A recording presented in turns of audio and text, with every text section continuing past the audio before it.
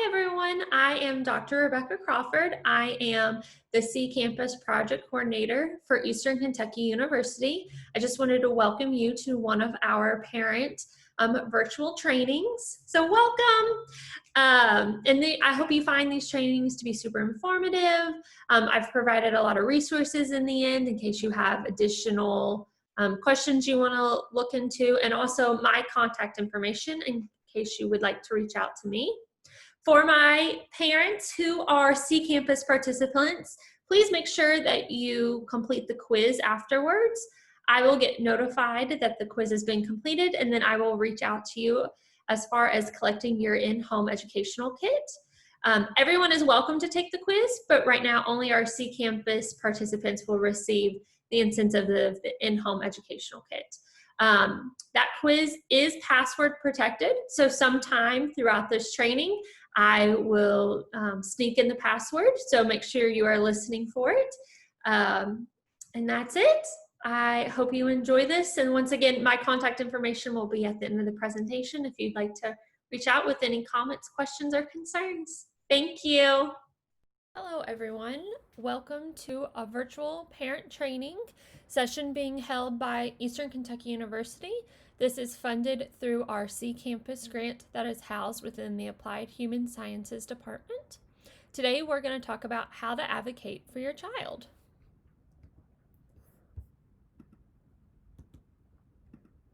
Just a few housekeeping items. Please remember that if you are a CCAMPIS participant, we are asking that you complete the quiz that takes place after these videos. Those quizzes are password protected, so sometime within this training, I will mention the password for you, and you'll need that to take the training. Those CCAMPIS participants, after you complete one or more virtual training sessions, you have earned an in-home educational kit for you and your child, and I'll get in contact with you on how to pick those up. Anyone is welcome to take the quizzes, but right now the in-home kit incentive is only for our CCAMPIS participants. So like I mentioned, today's topic is going to be how to advocate for your child. So, maybe this is your first experience in more of a formal education setting, so kindergarten, elementary school. Maybe your child's receiving special education services. Maybe something came up and you're just unsure of how to deal with it with the teacher. So today I'm going to give you a few tips and tricks that I've learned along the way, as well as things that I thought were beneficial coming from a teacher perspective on how you can be your child's best advocate. I think the main thing to remember is what this meme says here. You were given this child for a reason. You are your child's best advocate. Never forget that. It is your child. You know what's best for them. You know their strengths, their weaknesses, their likes, their dislikes. And so sometimes it's hard to hear those strengths or weaknesses coming from another adult. But remember that you are your child's best advocate and you know them the best. And so it's your job to bring those strengths, or maybe you are bringing the weaknesses to the table and you're just trying to figure out what works best for your child. So, how do you navigate for your child? Or advocate for your child. It's hard to know where to begin. So like I said, I'm going to just offer a few little tips and tricks that I think will help you along the way and will help make maybe something that seems a little daunting and overwhelming a little bit simpler and give you more confidence in going in the future. So first tip for advocating for your child, you need to understand what advocate means. So you may feel like you have to be confident and know everything to advocate for your child, but advocate just means speaking up about your concerns. You can speak up in a way that's comfortable for you. You don't have to be loud or talk in front of a lot of people. You could advocate quietly and with just one person, like your teacher's child. Advocating for your child isn't a one-time thing. You'll probably need to keep doing it. It's best to learn how often to do it, and I'll leave a resource for you at the end to talk about that a little bit more. And there are also other times and ways to get updates. So for example, it might be in a PTA meeting or PTO meetings that are happening. Maybe your school sends out newsletters or your teacher sends out newsletters. Oftentimes there will be parent-teacher conferences. That's a great time to bring up concerns. But if you have a concern outside of those time periods, it's also okay to bring those up as well. So the next biggest tip is to start building that relationship with your child's teacher. I know from a teacher perspective, it was a whole lot easier to have some of those uncomfortable conversations with parents that I felt like I already had a connection with. So a few ways that you could do this is meet with the teacher and staff as soon as you can. So they might offer home visits, like for younger children, you'll often have a home visit, or you'll have an opportunity to do a transition day or a back to school night. Take those opportunities to go to the school and to meet your teacher. If you're unable to attend those, then maybe send an email just introducing yourself and your family and your child and asking to set up a meeting. I encourage you to go to as many of those things as possible. Teachers put in a lot of effort and time into orchestrating those events or setting up the home visits, and so it really does mean a lot when parents do show up, and it shows how helpful that you want to be throughout the school year. Second, find out how your teacher wants to be reached. So some may prefer that you share emails. They might give out phone numbers. I encourage you, though, with phone numbers, please remember, if you're calling during the day, ideally your child's teacher is teaching at those times. So if you are going to call, make sure you're okay with leaving a message with the secretary and asking the teacher to call you back. You might ask the teacher, is there a specific time to call within the school day? Kind of the same with email. Like, I think email is the best way to start if you would like to talk with the teacher, but keep in mind, they're busy teaching throughout the school day, so they're probably not going to be able to email you ASAP. So just be mindful of the time, and that most of their day is going to be spent actually doing teaching. So they probably won't email you until during planning or lunchtime or after school. And number 3 kind of ties into that. Be respectful of the teacher's time. If you do set up an appointment, make sure that you're there on time, especially if it's happening during the school day. That means you're probably meeting like during their planning time or their lunchtime. So it might be that they truly only have 25 minutes to talk. After school, as much as the kids leave, there's still plenty of things that teachers do after school as well. And a lot of the times you continue doing teacher stuff when you're home as well. So just make sure if whenever you've asked to meet, that you do show up prompt and that you're prepared. The same kind of with parent-teacher conferences. Typically, they'll have one right after another. So if you're late, that's kind of going to bump the one behind it, and so on and so on. And then, the last one, it might be an hour later than what it's expected. Fourth, look for something to compliment. When you're first meeting those teachers, they've worked really hard to get their classrooms ready, or to send out that postcard to your child, or to set up an email. So, look around for something that, that you can compliment. It helps teachers show that you notice their efforts. And if you're in a meeting or, you've decided to have the conferences, try to start with something positive to say, like, their teaching style, or how much they've made a connection with your child. That really means a lot. And, I think all of us personally feel better when someone has said something nice and come from a more positive place. So keep that in mind with your child's teacher as well. Number 5, never talk negatively about a teacher in front of your child. As much as you can think, oh, they didn't hear me, they're not paying attention, they're not listening, your child is listening. The worst feeling is to hear from a child in your classroom that their parent, mom or dad or grandma or granddad or aunt or uncle doesn't like them.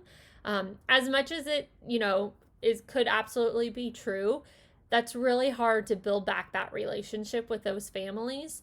And, it's not always going to be rainbows and butterflies, and you most likely are going to have a teacher that you may not like throughout your child's career, and that's okay. Like I used to say in the classroom, not everyone gets along, but we still need to be respectful of them. And so making sure you show that respect to your child's teacher, even when you're not at home or not at school. Number 6, show up for those special events, back to school nights, or if they're having a science night or an art night, or, something, chaperone a field trip or volunteer. That helps build that relationship and then also demonstrates that you're trying to be a part of the school community. Say thank you. I don't know how many times that it meant to me when a parent would just, stop me in the hallway and say, thank you so much for doing A, B, or C, or thank you for sending home that Mother's Day gift, or, thank you for putting this together. I didn't need actual gifts. I didn't need gift cards. I didn't need anything super formal. But just having a true thank you from a child or from a parent really meant a lot to me. And that goes a long way in helping build that relationship. And number 8, spread the word. So when your child has done something special or something amazing for the children in their class, make sure you appreciate him or her. So maybe send an email to the principal or the director saying, hey, do you know that Miss Crawford did this today? I really appreciate that.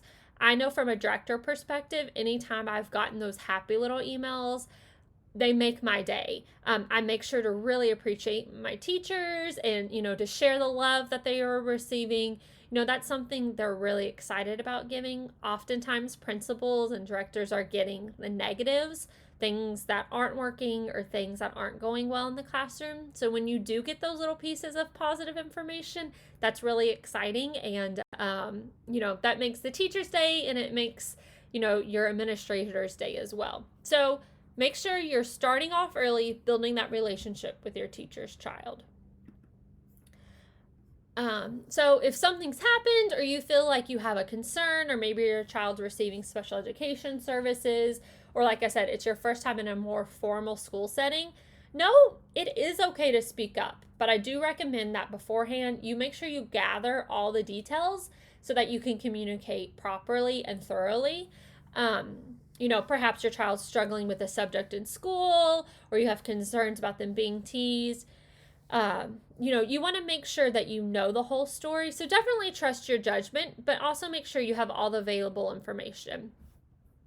So you may not see it as it's your place to get involved in your child's education, or you might even feel like you might be overstepping, but it's okay to speak up if you're worried. It's not disrespectful to share your concerns. Teachers want the children to do well. And they know families have a lot of information they want to share as well. And, you may not have been able to share that all of that information at a back to school night or a home visit. So absolutely speak up. It does help for you to write things down.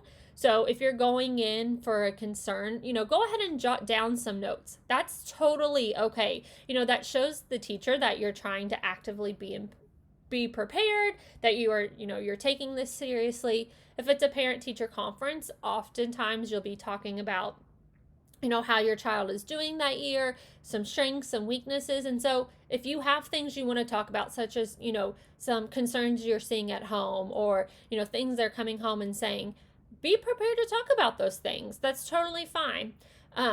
If you're uncomfortable with talking with the teacher, I recommend practicing. You might practice in the mirror, you might try recording yourself on your phone, or, just talking it through with a family member or a friend. They might help you organize your thoughts a little bit more, might help you make sure you're wording it correctly so it doesn't sound like you are placing blame on someone. And it's okay, if you're not sure if your child is making the progress and you're unsure of how to word that, that's totally okay. You could often use the words, he seems to be struggling with this. Is that typical? Is that not typical? Is this what I should see? How is his development? And oftentimes you could do just a little Google search, and that will help you come up with those specific words that you're wanting to use. You might also want to read some books and articles on learning, that will help get you comfortable with education acronyms and jargon that might be used, especially if your child's in special education. There'll be talks of IEPs and IFSPs and accommodations and services. And so it is so overwhelming. I was overwhelmed my first IEP meeting that I attended as a teacher. I thought, oh my goodness, I don't, what are they saying? It sounds like a completely different language. So it's okay to ask in that meeting. And if you don't want to ask, go ahead and do some research beforehand so you have an idea of what might be coming up. That's part of your parent rights, is to understand the process with special education and also share some resources with that in the end. And like I said, just be prepared. If you have specific outcomes in mind of, how you would like to see things moving forward, definitely, be prepared with that, but make sure you're okay with it being a conversation that you're having with the teacher. Because what you see as how you might want the future to look may not be feasible for a whole classroom of children. But just even having that idea really means a lot to a family, or to a teacher, I mean. So like I said, that prepared part really shows a lot. Okay, so then the next part. It is typically best to start with the teacher. In most cases, like an informal chat with the classroom teacher should be your first step in addressing any issues. Starting with the teacher gives you the opportunity to, talk about, what's going on and help find a suitable solution. If that solution, if you can't reach a solution, typically every school or program has like a hierarchy or steps to move forward in a process. So that could be going to the guidance counselor or school psychologist. It could be that the principal is your next step. Oftentimes, if the principal can't help with the solution, your final step is a superintendent. If your child is still in preschool, typically it would be, you would start with your head teacher and then you would move to the director, because there's, less people involved as in with a school system. Just a little piece of advice. I always preferred families to come to me first. Oftentimes, it could have just been a misunderstanding, or, they heard it differently than I heard it, or this is what came from their child. And, if we're talking about little kids, 3, 4, and 5-year-olds, what you say may not really come out of their mouths correctly. I really preferred being able to be the first person to have those conversations. Oftentimes, if a parent went directly to my supervisor, so the director, I often felt like I didn't have an opportunity to advocate for myself as a teacher. So as much as you're advocating for your child, a teacher needs to have the opportunity to advocate for herself or himself as well. And so oftentimes I felt like I just was skipped over, because essentially I was skipped over in the process, and then I didn't have that opportunity to explain what really happened, or what the real concerns were, or what the conversation was. So yes, please definitely start with the teacher. So the best way to do that is simply to send an email, especially if that's the teacher's preferred method of contact. Just send a quick little email saying what you'd love to sit down and talk about, some concerns you might be having, or something that Louie came home saying, or, an issue that you've noticed, and asking, how they would like to proceed. If they want to, could you all do a phone call? Would you prefer to meet face to face? And it could be something that simply could be answered over email as well. So also keep that in mind, but definitely start with your child's teacher first. Please, please, please avoid the blame game. It's oftentimes these might be difficult conversations you're having, and so it is so easy to have those frustrated feelings. So, for best results, just try to keep your cool. Try to be considerate of your teacher's time, of if you're in a meeting for special education, of the other therapist time. So just be mindful that everyone there is trying to do what's best for your child. And I totally understand. Speaking up for your child, it's emotional. It's hard to talk about what worries you, especially in front of strangers. So if you are in a group for special education, there might be people there you've never met before. And it is very emotional to talk about your child, especially if you're having to talk about like some of their weaknesses or areas you want to improve in. So it's totally okay to be emotional, but try not to take things too personally or lash out. But I totally understand that is hard to do. It's hard. It makes it harder for people when you are feeling attacked. And absolutely, you are your child's best advocate. So if you do feel like everyone is kind of like hounding on your child, if they can't do this or that, you are going to take that emotionally. I would too. Hopefully the conversation is a little bit more professional in that, but try your best not to blame everyone for what is happening, or blame the teacher or the therapist or the principal for how things are going. There's always three sides to a story: your side, the other side, and the truth. And your side might be coming from your child's perspective, so keep in mind with younger children that may not accurately be what's happening, because we are talking about little kids. Please keep in mind that teachers and staff are trying their best and they want to help, even if you don't always agree. In the end, I've given you a resource of, some phrases that you might use in some difficult situations, how to ease that tension. So definitely check that out. You could also consider bringing, your spouse with you, or a friend or a relative. And sometimes I felt in meetings when there were two individuals present for a child, I think everyone felt a little bit more at ease.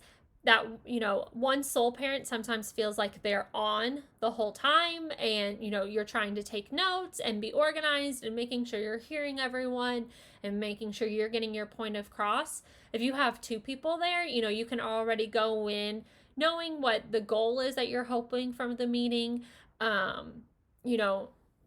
For my husband and I, he would be more of, the taking the notes and making sure I'm not getting too emotional talking about our son. And I would probably be the one doing most of the talking about the strengths and weaknesses and where I'd like to go from here.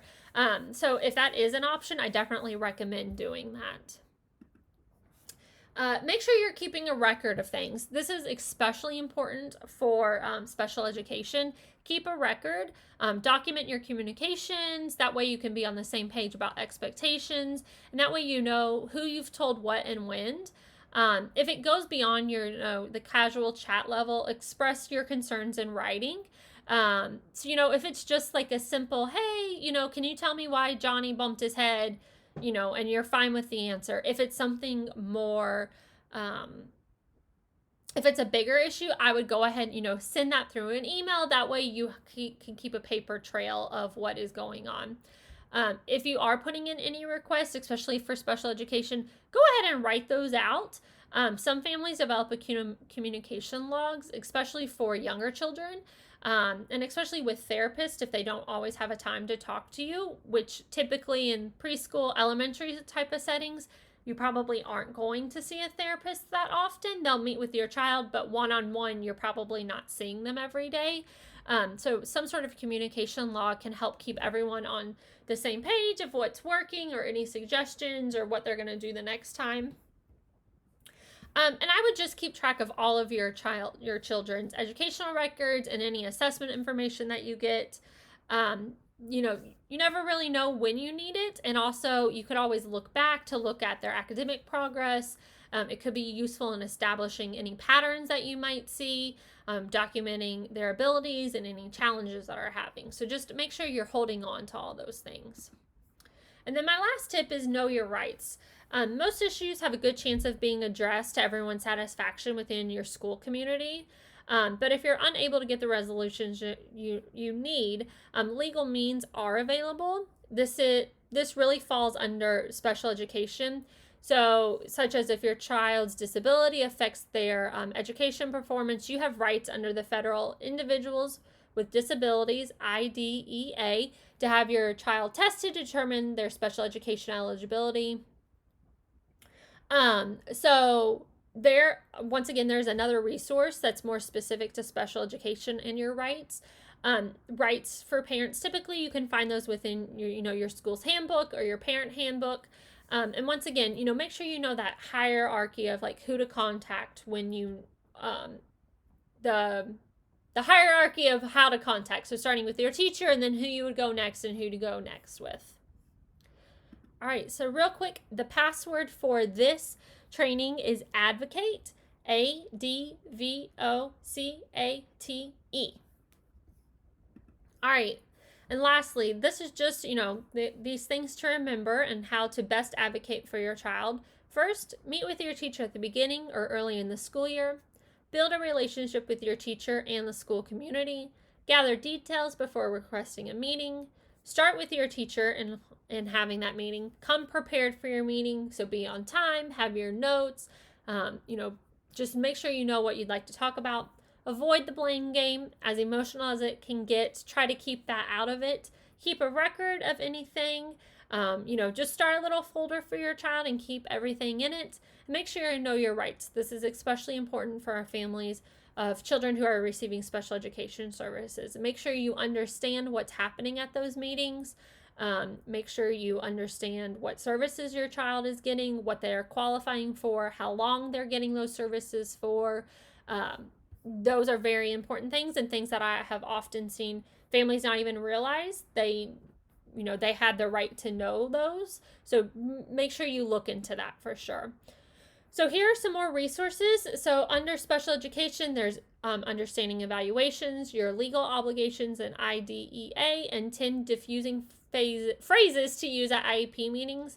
Definitely check those out. The legal obligations will kind of spell it out to you a little bit better of what, as a parent, what rights you and your child have in special education. Some other resources on the right: how often should I contact my child's teacher? 12 signs it's time to talk to your child's teacher, and conversation starters to use with your child's teacher. Definitely check these out. They will give you a lot more ideas and more confidence.